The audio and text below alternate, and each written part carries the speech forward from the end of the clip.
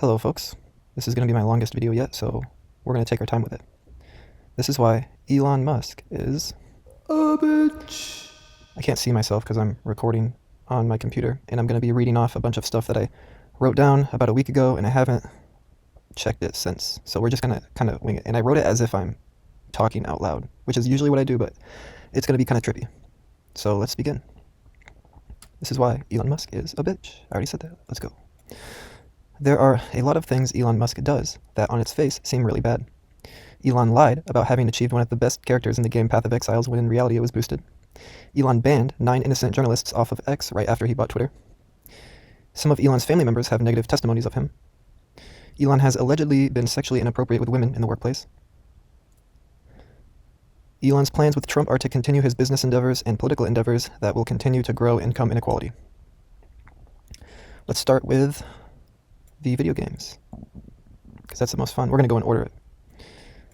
Elon did indeed leave out the fact that people helped him, or did all the work for him, achieve one of the best characters in Path of Exiles. Here's a tweet from his alternate X account. My new Path of Exile character. Here, he's clearly stating that the account is his without any mention that it's boosted.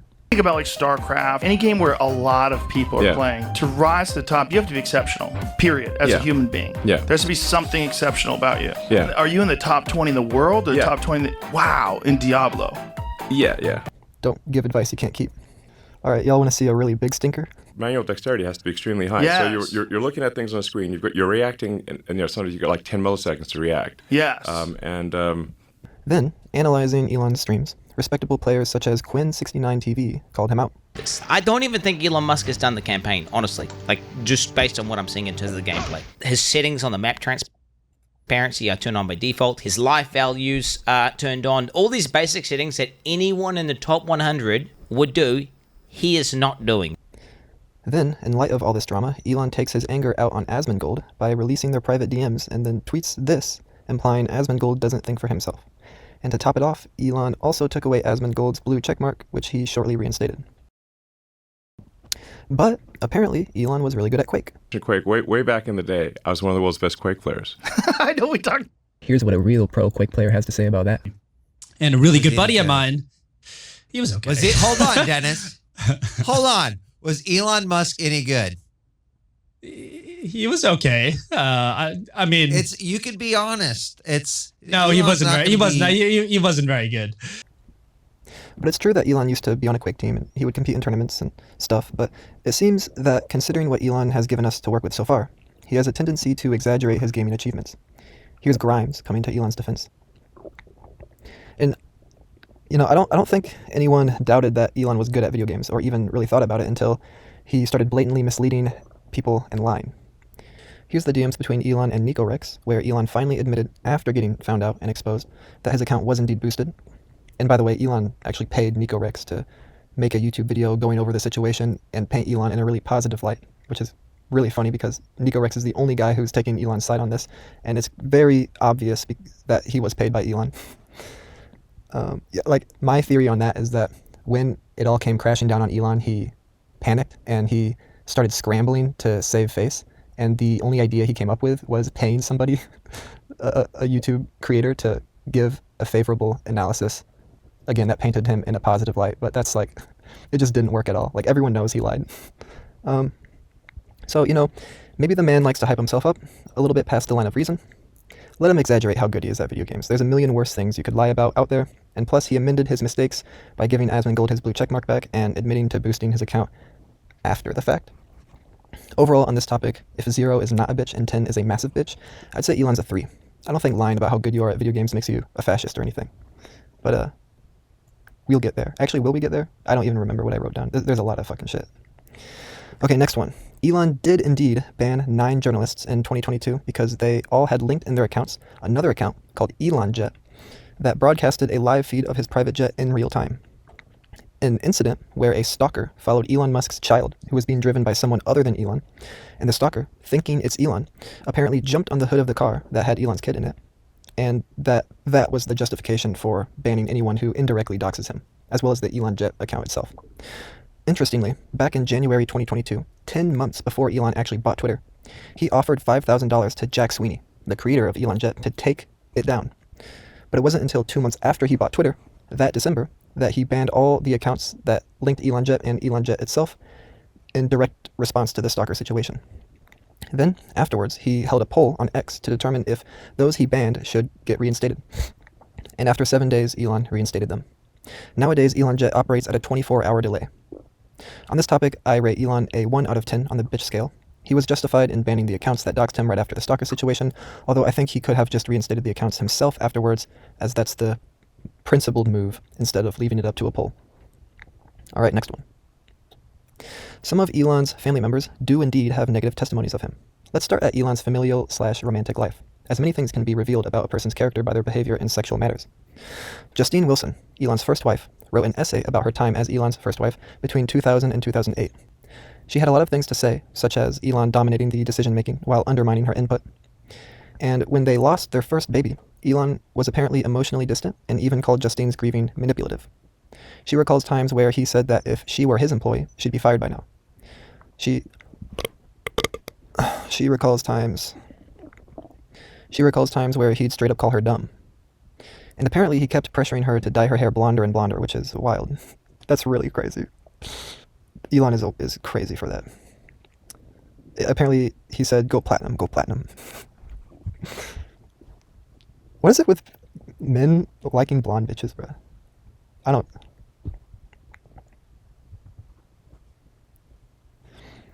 But she ended her essay by saying that she's worked through her anger and doesn't feel any bitterness towards Elon, and that she'll always respect the brilliant visionary he is. Okay, Tallulah Riley. She was married twice to Elon Musk, once between 2010 and 2012, and again between 2013 and 2016. However, Tallulah Riley has consistently only spoken highly of Elon, which is kind of odd. I wasn't able to find a single negative thing she's said about him online anywhere. But fair enough. He then dated Amber Heard for a year after she split with Johnny Depp. And get this, okay? So I wasn't able to find anything negative that Amber Heard has ever said about Elon Musk, but the details of their relationship is quite interesting. So both Elon and Amber Heard don't have a good track record in successful relationships, and they're both loose cannons, according to Elon himself, and his first wife, and Vivian, his daughter. He's a narcissist, and he has to be the one who's the dominant one in relationships. And apparently Amber Heard has BPD and HBD. Just look at this quote from Elon's biography by Walter Isaacson. Apparently they argued and screamed at each other all the time. Here's another excerpt. And after he and Amber called it quits for good in 2017, Elon described his time with her as enduring 18 months of unrelenting insanity, and that it was mind-bogglingly painful. Strong words for a year-long relationship. And then Elon opens up a little bit more in an interview saying, "Because I'm just a fool for love," Elon told his biographer. "I'm often a fool, but especially for love." Some appreciated self-awareness right there, folks. And then Amber Heard says this about Elon afterwards. "Elon likes fire, but sometimes it burns him." I'm just so fascinated by the fact that these two only dated for a year, but apparently she broke Elon's heart harder than any woman before.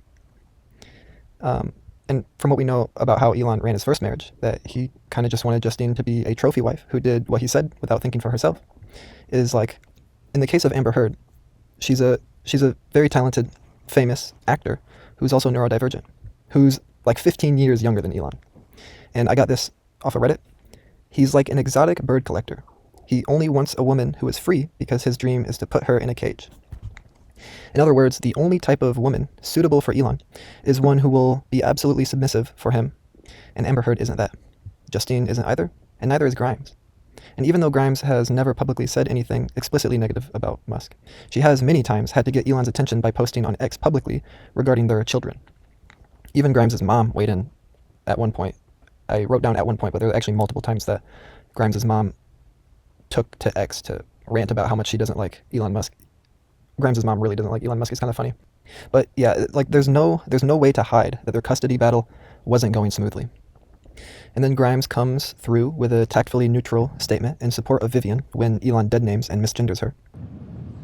I was essentially tricked into signing documents for one of my older boys, Xavier. So my son Xavier is dead, killed by the woke mind virus.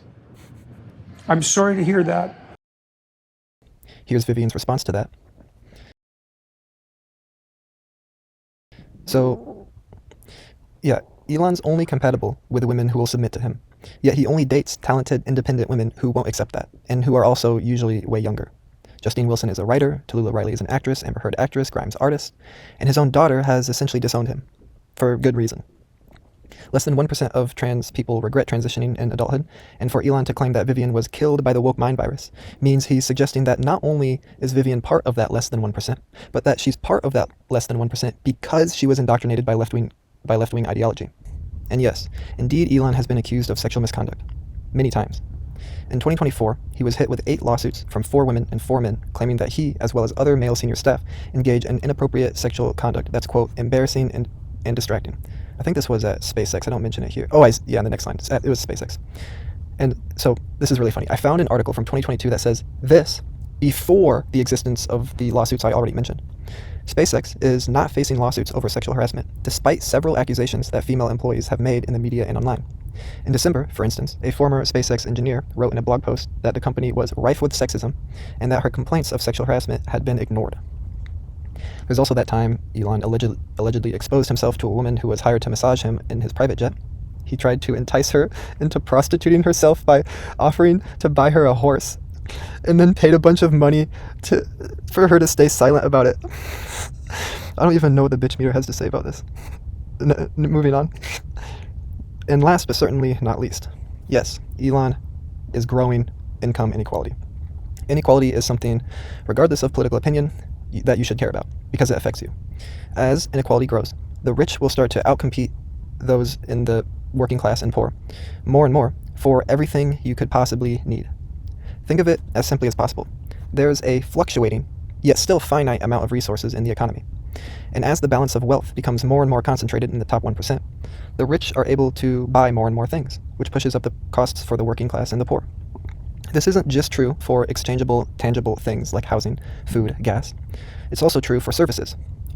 All the most competent doctors, teachers, financial advisors are much more incentivized to work in the private sector, aka work for rich people, because they can get paid more. As inequality increases, the standard of living for the working class and poor decreases. But that's not the end. Rich people are also in competition with you for your politicians. What's in rich people's best interest? Endorsing a candidate who will tax them more, or endorsing a candidate who will tax them less? Wealth and power are interlocked. And as the wealthy acquire more and more wealth, so does their ability to support politicians that give them the power they need to keep acquiring more and more wealth, driving inequality further and further up a wall. People like Vivek Ramaswamy, who just want to be on the side of the winners, will construct a faux black sheep as a convenient distraction from the problem of inequality. Listen to him in this video. I actually already talked about this in another video, but he puts forth the ill-defined managerial class as being made up of puppets who control the political machine, and that the balance of power has shifted too heavily in that direction. Look at all of these phrases that people like Vivek and Elon and people on the right generally throw around. The managerial class, the political machine, the woke mind virus, the matrix. Immigration is a diversion tactic. DEI is a diversion tactic. These are all diversion tactics aimed at tricking you into thinking that the problem is something that it's not, so that they can remain uncontested in their conquest for wealth and power. And I'm not saying that there's no problem with wokeism. There are problems with wokeism, but they're blowing it out of proportion to trick you. The problem is that the distribution of wealth is more unfair than it ever has been. And as inequality grows, and as Elon continues to deregulate and downsize the government, the working class and poor will continue to be outcompeted by the rich for everything that we need. The biggest thing we need right now is for more people to talk about this. Elon's a 10 out of 10 on the bitch scale on this one. I mean, this is the biggest problem with Elon, in my opinion, is his insatiable hunger and thirst and desire for wealth and power. I also wrote a little bit about Sam Harris's beef with Elon, but I never finished writing it, so I'll just mention it really quickly. Y'all should go look up for yourselves the beef between Sam Harris and Elon, because it's really funny. But Elon believed that there wouldn't be even 30,000 cases of COVID in America, let alone deaths. And Elon's end of the bet was to donate $1 million to charity if he was wrong. Elon was wrong. And when Sam Harris reminded Elon of the bet they had, Elon responded to Sam Harris by saying, "Go fuck yourself," and never donated the $1 million to charity. Never upheld his end of the deal. Dude, $1 million is a drop in the bucket for Elon. It's like... Alright, that's my Elon video. I hope y'all liked it. Thanks for watching. It's been a long day. Peace out, y'all.